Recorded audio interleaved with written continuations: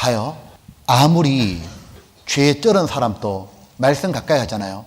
깨끗해집니다. 잠시 신앙에 좀 멀어졌던 사람도 실족했다가도 다시 교회에 와가지고 말씀 계속 듣잖아요. 다시 세워지고 쓰임 받잖아요. 이 보면 청년이 무엇으로 경실을 깨끗게 하리까? 주의 말씀을 따라 상할 것이니다. 근데 주의 말씀을 내 마음에 두었나이다 돼 있죠. 이게 중요한 부분이에요. 무엇을 깨끗게 하느냐 하면 머리가 아니에요. 말씀이 마음에 두어져야 된다고. 그러면 이 신앙의 핵심은 마음이에요. 마음이 기울면 행동은 따라가잖아요. 이런 뜻이죠. 죄를 짓고 싶은 마음이 기울으면 죄를 짓는다고. 주님 뜻대로 살고 싶은 마음이 들면 주님 뜻대로 살잖아요. 자, 성경을 내 마음에 두려면 어떻게 해야 될까요? 자세히 읽어야 되는 거예요. 그냥 건성건성 읽음 가지고는 마음에 안 두신다고. 마음에 두려면 봐요. 이 머리에 있는 게 여기까지 쭉 내려오려면 이 길이가 얼만데 이게 툭 하고 떨어지냐고. 이게 바로 그 말씀을 자세히 읽고 생각해보고 묵상하고 계속 생각하다 보니까 이 머리에 있던 말씀이 내려오는 거예요. 마음으로 내려오면 어떤 일이 벌어지냐면 바로 마음이 딱 지켜지잖아요. 그러면 죄가 못 들어오는 거예요. 프로텍터가 딱 생기는 거예요. 보면 시편 1편의 주인공이 자기로 바뀌는 거예요. 시편 1장이 복 있는 자는 악인의 꾀를 쫓지 아니하고 쭉 가다가 오직 여호와 율법을 즐거워하여 주야로 묵상하는 자로다. 보면 이 말씀을 자세히 읽고 생각해보고 하다 보면 그게 묵상이에요. 묵상은 고민하다 뜻이라고. 이게 마음에 쭉 들어오잖아요. 그럼 어떤 일이 벌어지냐면 사람은 생각을 뭘 하는 자가 자기 마음이에요. 어떤 분들 그 얘기하잖아요. 내 마음 나도 몰라. 자기 마음 책임지니까 그렇게 얘기하는 거지. 내 마음 왜 몰라요? 마음 어떻게 하느냐면 내가 주로 생각하는 게 그게 내 마음이에요. 마음의 생각이 없다면 그 위인 또 그러하다고. 내가 주로 요즘 뭐 생각하고 있냐고. 주로 반복해서 생각하는 게 그게 납니다. 나. 근데 가만히 보면 뭐냐면 이런 거죠. 계속 스마트폰만 해. 계속 페이북만 해. 카톡만 하고 유튜브만 계속 봐요.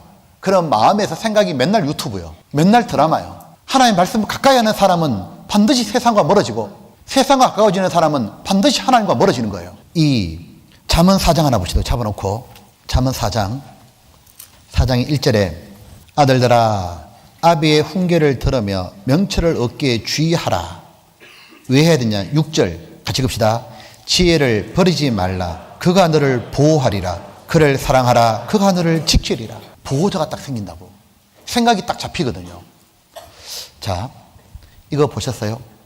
이 무디 성경을 보게 되면 그거 적혀있다 그러잖아요. 성경 한쪽에 이 책을 가까이 하면 죄가 멀어지고 이 책을 멀리하면 죄와 가까워질 거라고.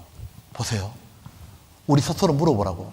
내가 요즘에 성경을 정말 가까이 하고 언제나 말씀 곁에 있는가? 성경을 자세히 읽고 말씀 시간은 언제나 내가 잘 듣고 있는가? 아니면 주로 뭘 가까이 하고 있는가? 주로 가까이 하는 게 뭔지 잘 생각해 보라고요. 그러면 내 마음이 항상 그쪽으로 기우는 거예요. 이 시편 119장, 자, 빨리 한번 봅시다. 119장에.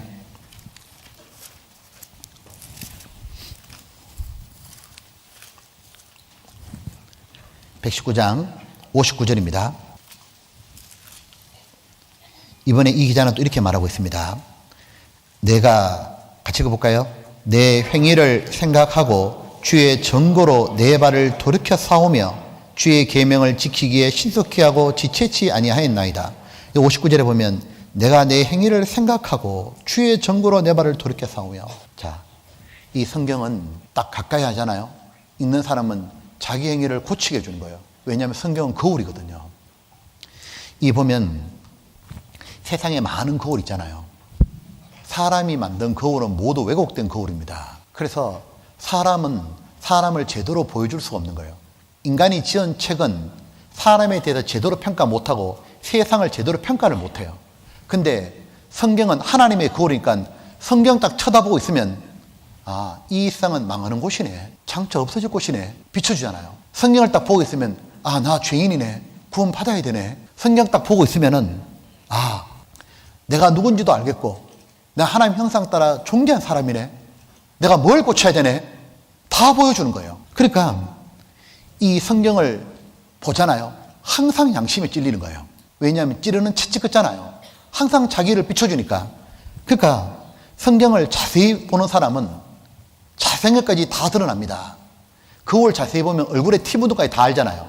성경 자세히 보면 자기의 큰 단점뿐만 아니라 작은 죄도 다 보이는 거예요. 말씀 가까이 하는 사람은. 그래서 양심에 찔리잖아요. 그러니까 점점 겸손한 사람이 되는 거예요. 점점 하나님의 은혜와 축복을 받게 되는 거라고. 사람이 왜 교만해집니까? 비춰보는 게 없잖아요. 반성하는 게 없잖아요. 왜 작년에 올해 똑같아요? 반성이 없잖아요. 왜? 자기를 돌아보는 게 없잖아요. 말씀 가까이 하는 사람은 언제나 자기를 돌아보게 해주잖아요. 그러니까 항상 낮아지는 거예요. 성경 많이 봐서 교만 아니집니다. 성경 보게 되면 마음이 낮춰지게 돼 있다고. 왜? 다 자기에 대한 말씀이잖아요. 이 보면 거울을 보게 되면은 사람은 행동을 옮기죠.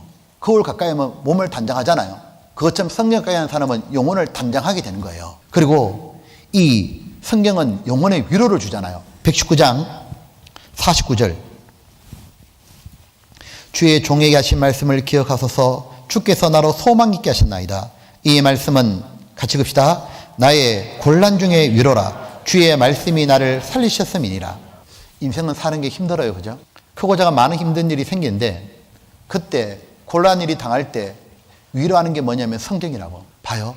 성경을 정말 가까이 하고 어떤 상황에도 말씀 들으려고 그러고 성경 자세히 읽는 사람은 어떤 상처와 아픔, 어떤 고통이 있어도 성경은 모두 위로해 주는 거예요. 왜냐하면 성경 보다 보면 내 얘기요, 내 상황이요, 내 힘든 건 성경에 다 나와 있잖아요. 그러니까 성경 가까이 하는데 그대로 다 내 얘기니까 나에게 직접 하시는 말씀처럼 들리는 거예요.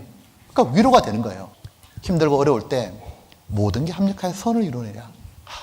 그가 나를 단련하신 후에 내가 정금같이 나오리라. 하나님이 나를 검으로 보시는데 정금 만들려고 이런 과정 주시는군요. 성경이 능히 위로하고 말고요. 성경은 이래 돼 있잖아요. 이 보면 인내와 안위의 하나님이라고. 인내케 하시고 나면 그 다음에 반드시 위로하시는 하나님이 다가오는 거예요. 내 마음을 알아주는 친구가 없어 답답할 때가 있죠. 아무도 내 마음 모르잖아요. 근데 내 상황을 정확하게 모르잖아요. 너무 답답할 때가 있죠. 근데 성경 딱 보잖아요. 내 마음 다 알아주는 거예요. 내 상황을 정확하게 찝어주는 거예요. 그리고 정말 나의 가장 가까운 친구인 거예요. 내 친구가 어디 있냐 그 말이에요. 성경이다 그 말이에요. 가면 내 하고 싶은 얘기 하고 내가 정말 내한테 성경은 나를 위로해 주잖아요. 그리고 고쳐주잖아요. 그러니까 어떤 일이 벌어지느냐 하면은 성경은 또한 정직한 말씀입니다. 성경은 정직하잖아요. 여기 시편 119장 137절.